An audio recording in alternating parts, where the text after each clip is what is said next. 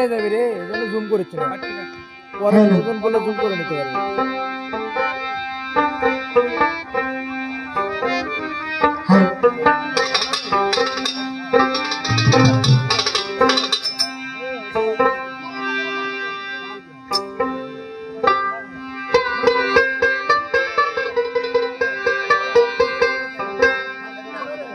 আসলে দরদিরে সবারই মনে জীবনে কষ্ট আছে। আমরা সবাই পাগল, কেউ টাকার পাগল, কেউ বাড়ির পাগল, কেউ আল্লাহর পাগল, কেউ নারীর পাগল, সবাই পাগল। আর যে ভালো মানুষ তার কোনো লোভ লালসা নেই, দুনিয়াদারি ধান্দা নাই।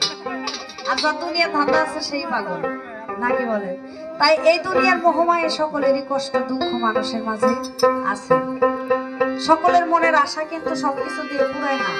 আমার আল্লাহ বলে, আমি তোমার কাছ থেকে যে ভালো জিনিসটা কেড়ে নিই তার সাথে ভালো কিছু আমি তোমারে দান করি, কিন্তু সেটা আমাদের মনের মাঝে অনেক কষ্ট হয়ে যেতে থাকে।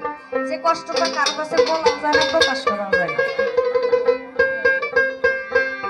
সেই পক্ষ থেকে একটু নিষেধ।